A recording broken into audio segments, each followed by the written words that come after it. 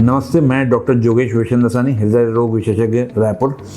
आज अपन बात करेंगे कि एंजाइना क्या होता है और एंजाइना ठीक हो सकता है नेचुरली या कुछ एबनॉर्मली या कुछ दवाइयों के ज़रिए, और इनको कैसे इलाज किया जाना चाहिए। एंजाइना एक खास किस्म का छाती के दर्द को बोलते हैं जो कि हार्ट अटैक का वार्निंग सिम्टम की तरह रहता है। एंजाइना एक रेट्रोस्टेनल चेस्ट डिस्कम्फर्ट के रूप में रहता है जो कि हैवीनेस के रूप में लग सकता है या बर्निंग सेंसेशन के रूप में हो सकता है, अलॉन्ग विथ उसके साथ में दम घुटने जैसा महसूस हो सकता है। ये कई बार बाएं हाथ की तरफ पे आता है, कई बार ये चोकिंग का सेंसेशन देने लग जाता है।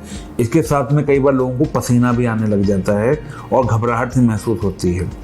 ये दूसरे जो छाती में दर्द रहता है उससे थोड़ा सा भिन्न प्रकार का रहता है, लेकिन जैसा कि मैंने लक्षण बताया वैसा होना चाहिए। कई बार ये इक्विवेलेंट के रूप में रहता है, मतलब जो इसकी बराबरी के रहते हैं, जैसे अचानक ही घबराहट होना या अत्यधिक गर्मी लग जाना जो कि मौसम के विपरीत हो, जैसे ठंडी मौसम में अचानक ही पसीना आना शुरू हो जाए, ये भी एंजाइनल इक्विवेलेंट के रूप में रहता है। घबराहट के तौर पे अचानक ही उल्टी जैसा मन करने लग जाता है या फिर पेशेंट को अचानक ही थकावट सी लगने लग जाती है। ये अगर इस किस्म के लक्षण आ रहे हैं या इनका कुछ हल्का फुल्का वेरिएशन भी अगर आ रहा है तो ये एंजाइना हो सकता है, लेकिन इसको सही तरीके से पकड़ने का तरीका एक ही रहता है कि आप अपने डॉक्टर के पास में जाएं और ईसीजी जैसी जांच करें। कई बार ये बैठे बैठे नहीं रहता है और चलने पे ही केवल अपीयर हो पाता है, तब अपन इसको स्टेबल एंजाइना की कैटेगरी में रखते हैं जो कि चलने पे अपीयर होता है। इस किस्म के जो एंजाइना रहते हैं ये ईसीजी में पकड़ में नहीं आता है। इनके लिए एक विशेष किस्म का टेस्ट किया जाता है जिसे हम ट्रेडमिल टेस्ट कहते हैं। कई बार ये पुराने हार्ट अटैक के मरीजों में भी आ सकता है, लेकिन ये इको के जरिए या ईसीजी के जरिए पता चल पाता है। इको के जरिए अगर हार्ट की पंपिंग कम रहती है तो कई बार इसका मतलब है कि आपको पहले साइलेंट एमआई या साइलेंट एंजाइना जैसा चीज़ कुछ हो चुका है। अगर ये होता है तो इसका मतलब है कि या हमें कुछ इनमें से कोई टेस्ट ईसीजी, टीएमटी, इको कोई एबनॉर्मल आ रहा है और साथ में ये लक्षण आ रहा है तो ये एंजाइना हो सकता है। यह डॉक्टर के द्वारा डायग्नोज किया जाना चाहिए जो कि हृदय रोग विशेषज्ञ आपको आसानी से बता सकते हैं। अगर ये पता चल जाता है कि ये एंजाइना है तो नेचुरल तौर पे भी कई बार ये कुछ चीज़ों के ज़रिए कम हो जाता है। जैसे कि अगर आपको ये चलने पे हो रहा है तो कई बार मरीज़ क्या करता है, थोड़ा कम चलना शुरू कर देता है, तो उनको फिर एंजाइना डिसअपीयर हो जाता है। अब उनके बाद में जब उनको एंजाइना महसूस नहीं होता तो उनको लगता है कि ये ठीक हो गया है और हमको जो था वो कोई विशेष समस्या नहीं थी, पर असल में मरीज़ ने अपना चलना कम कर दिया है। कभी कभी कुछ स्मोकिंग जैसे कुछ लोग करने की आदत रहती है, वो लोग वो छोड़ देते हैं, और जो प्रिंस मेटल एंजाइनाज के जो टाइप्स रहते हैं वो कई बार इससे रिकवर कर जाते हैं।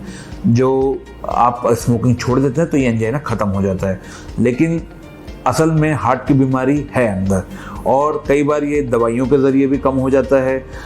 दवाइयाँ जैसे कि अपन नाइट्रेट्स जो दवाइयाँ देते हैं या निकोरेंडिल करके एक दवाई रहते हैं वो देते हैं, उससे भी एंजाइना सप्रेस हो जाता है। कभी कभी नेचुरल फूड्स में, सी फूड्स में ओमेगा फैटी एसिड्स मिलते हैं वो, या फिर नाइट्रेट कंटेनिंग फूड्स जैसे कि बीट रूट या फिर लहसुन अत्यधिक का लेना या फिर बीपी का कंट्रोल करना, शुगर जैसे रिस्क फैक्टर कंट्रोल करने से भी एंजाइना ठीक हो जाता है। पर यह हार्ट में होने वाली धमनियों के ब्लॉकेजेस का एक अलार्म है, एक घंटी है। अगर ये ऐसी सिचुएशन आ रही है तो आपको अपने डॉक्टर से मिलना चाहिए और आगे की जो टेस्ट है वो कराए जाने चाहिए, जैसे संबंधित एंजियोग्राफी की जो टेस्ट की जाती है जिसमें उस ब्लॉकेज को एग्जैक्ट क्लासीफाई किया जा सकता है।